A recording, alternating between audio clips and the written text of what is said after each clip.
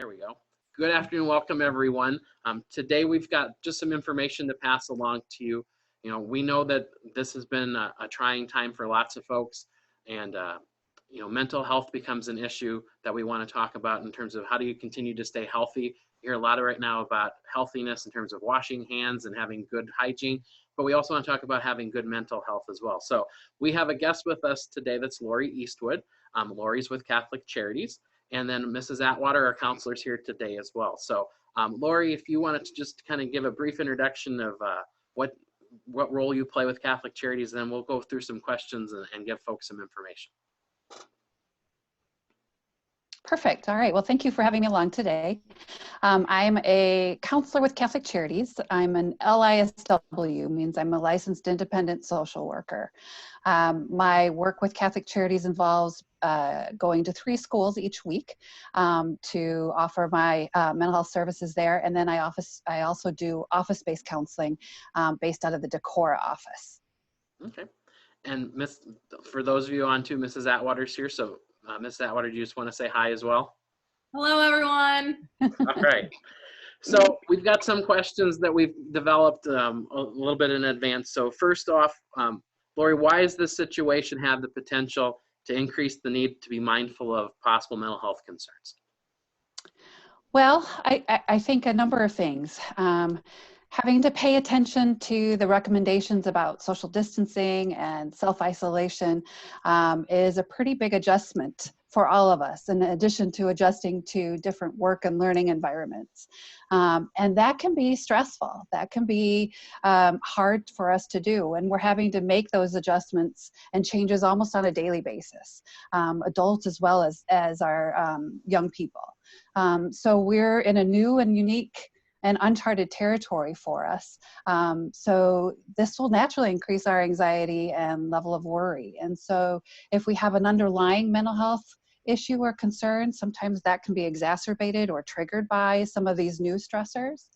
And we're also kind of grieving the loss of a little bit of that social interaction or that accidental interaction that we get on a daily basis that we're not getting anymore or in the same way. So it's hard on us, and children are no different.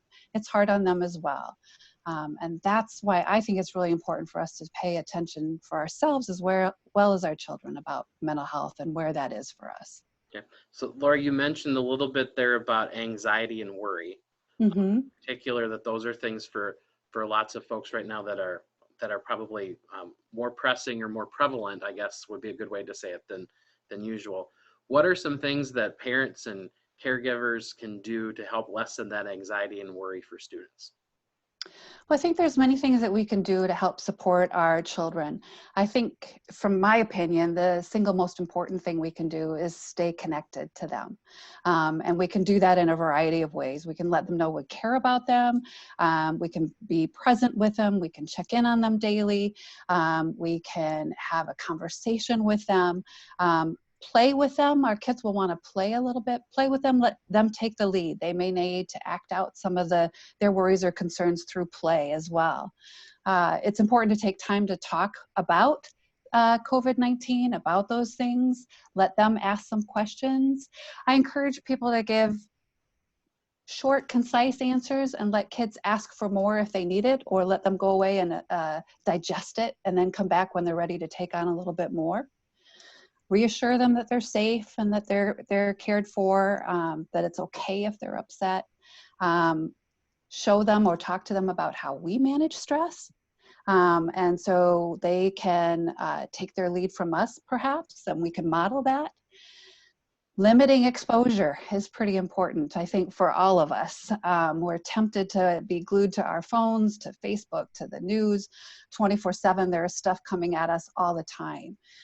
It's really important, now especially, to limit that and to make sure the information that you're getting is from credible sources, and that the information that is passed on to our children is in a mode and a method that they can understand. Routines are important as best as we can, keeping up with some kind of routine or a new routine, but also don't let having to be in routine stress you out. I think it's important for us to continue to have a time for learning, have a time for contributing, which is like doing something for someone else, which gives us all a sense of value and a sense of worth, and then a time for fun. And that would be my routine for folks. Take breaks, get plenty of sleep, eat well, and make sure our basic needs are being met. Okay. I've got two teenagers at home. So some of the things you're talking about right now, we've been talking about in particular about routine. Yeah. Trying to get them into that. That's been a struggle the first couple of weeks because I think for, especially for kids at the high school level, 7-12 that we work with here, Mm-hmm. I think week one was, oh, this is vacation. Right. And week Right. two became, oh, well, this is still going. And now we're in a week three and it's like, oh. Mm-hmm. So that routine piece, we've been really trying to stress about. Let's Mm-hmm. kind of keep things as they are. Mm-hmm. Mm-hmm. If I was to start to see things with my kids or even, as other parents, some signs, what would you say are some warning signs that we need to be a little more serious about taking a look at behaviors or something that maybe there's something more going on here than just the stress and anxiety and the worry that we're all feeling with the situation? Right, right. And that's a really, really good question. It's kind of a hard one to answer because we don't all respond to stress in the same way.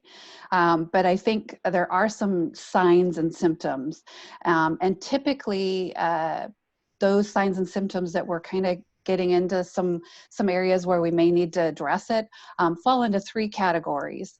I think in terms of a physical or behavioral or a thinking or a thought category. And those kinds of things may include like excessive crying or irritation in younger children, maybe returning to behaviors that they've outgrown already, excessive worry or sadness, changes in eating or sleep habits or energy levels even. Some physical reactions, maybe headaches, stomach aches, change in appearance, maybe not showering regularly beyond some of those sort of teenage vacation kind of, I'm, kicking back for a while. Some irritability and acting out behaviors especially occur in teenagers. We'll see perhaps see some more of that. Maybe avoidance of pleasurable activities that they used to enjoy, maybe not partaking in those. And also a area of concern would be the use of alcohol or tobacco or other drugs, seeing that spike or increase or start. I think those are all areas to pay attention to. The thing I like to say is when we're looking at what about changes is look for excess. If it's length or duration and frequency or intensity is growing, that means we maybe need to be on a little higher alert. We need to be paying a little bit more attention. We'll see some of these things increase normally because we're in a situation of higher stress than we are typically. But if you're seeing things go beyond that, then it's time to pay attention to that. I do some youth mental health first aid training, and I don't know if some of your staff have been trained in some of that, and maybe some parents have too. And I think that's a wonderful training, and if you have had the opportunity to do that, I know Jill does a fantastic job down in your area. And if you have a chance to review the book that you have, that's a great thing to think about. But in there we talk about a level of concern in terms of mental illness when it starts to impact our ability to live, laugh, love, and learn. And I think that's just a really short, quick way to think about, okay, are those things being significantly impacted by the behaviors or things that I'm seeing? Okay. I would say, what about parents? Because, parents are trying to balance all these things plus their job, plus their families, so that they kind of have that extra layer on maybe than others do. What are some good recommendations for parents, teachers, adults, just in general things for themselves? Another really, really good. We talked about earlier about routines and other stuff for kids. Yeah. And I think that's an important thing, is that we have to be mindful for ourselves. Parents have to be as well. This is a learning curve for all of us. We are in water that we've not experienced before. And so that's okay. Don't expect yourself to know it all. Give yourself a little break. Practice some radical acceptance of yourself and say, it's okay. It's okay. Be kind to yourself. Take your advice that you're giving to your children. Practice what you preach. Sometimes that's really hard to do because as parents at this time, you're balancing a lot of different things in addition to your own worries. Control what you can control and let go of what you can't. And some of those things we just have to say, I just have to let that go for now. It's important to be mindful of that part of our mental health and to take a moment to pay attention to things around us that can help ground us or keep us rooted to the moment. I talk a lot about mindfulness with people, and I think that that's a really important thing for us to think about, especially now. Mindfulness is a basic human ability to be fully present and aware of where we are and what we're doing, and not overly reacted or overwhelmed by what's going on around us. And so if we're able to keep ourselves as present in the moment as we can, we're taking better care of ourselves. And it's shown really to have a positive effect on our health, happiness, our work, and our relationships. And if you think back to those 4 L's we were talking about before, that's exactly what those are. And so when I talk about mindfulness, some very simple things to do and to even do as a family is work on your breathing. Take deep breaths. Make sure when we're stressed or we're anxious, we tend to take very small, shallow breaths, and that just adds to it. Practice taking deep breaths. Be aware of how you're breathing in a situation. Pay attention to your 5 senses. Notice what you see, what you hear, what you smell, what you taste, what you feel or touch. You can do that all kinds of different times. You can do that as an activity as a family, or you can do it on your own, but that brings you back to the here and now, helps you stay focused. Our minds tend to want to go off into these rabbit holes or down these lanes where we don't want them to go or we don't need them to go. If we can bring ourselves back to the moment through doing that, that sometimes can be helpful. I encourage people to think about daily gratitudes. There are things that we can be grateful for every day, even in times like this, even if they're little things. Try to remember what those are. Stop and take a look. I try to get out for a walk each day somehow, and I just try to stop and take a look at the things that are going on around me.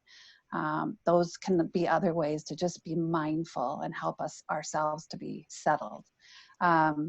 Prayer. Prayer is another way to help us stay in tune with ourselves, be calmed, and connect with our faith in the way that's helpful to us.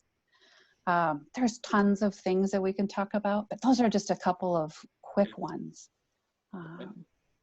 Mrs. Atwater, as long as you're here, what are things that if students or families if they need to reach out, are you available, or what type of things would you have for them? Yes, I am available.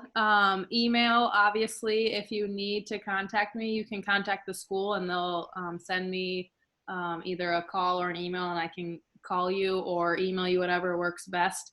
My counseling website as well, I update that every week. So there's lots of different resources for you guys, updates. Seniors are the ones that typically use my website, scholarship information, how to get my transcripts, ACT dates, all of that stuff. So that's all online as well. In the next coming weeks as well, I would be happy to Zoom with whoever is needing individual counseling. A lot of seniors have scholarship questions. So I'm going to open up different office hours that are online so that kids can just come on and talk to me, ask a question, and get off on whenever needed during those hours. But if a student is wanting to talk to me individually, please have them call or email me, and I would be happy to Zoom with them. And we're going to attach, Lori, you gave us some resources, email that we're going to attach, and Mrs. Atwater, you had a really good post that that I'm going really to attached as well. It talks a lot about the things that we talked about today, Mhm. as some tips and hints for folks as well. So is there anything either of the two of you would want to add? I think it's just a good reminder that this is temporary. Right now, it feels Right. like it's going to last forever, but there will be an end to it. And it's just really important to know that there is good. Like Lori was saying, my husband and I were talking about it. We don't get to hang out very often during the school year because we're so busy and the Mhm. world is just go, go, go. And so just take this time. Your kids are home, and a lot of times they have activities. So just know that that's a great thing, and you get to spend more time with them. And this doesn't happen very often. So really look and try to find the good. Get outside, go do something with your family, and just remember that this is temporary and it will pass. Yeah, I think that's great advice. I think we are, it's the moment now. This too shall pass. But paying attention and following and doing the things that we need to do now will make that pass even more quickly. As hard as that is, as hard as it is for us to obey and follow some of those restrictions, that really will benefit us in the long run.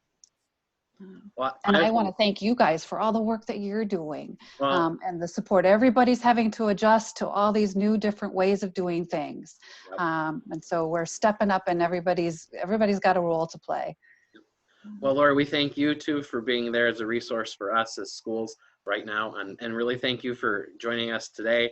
And My get pleasure. some pieces to be able to help our families out too as we navigate all through this together. Yes, Yeah. thank you, Lori. You're welcome. You're welcome. Thanks very much, you guys. All right. Have a good day. Thanks. You too. Thank you, everyone. Yep.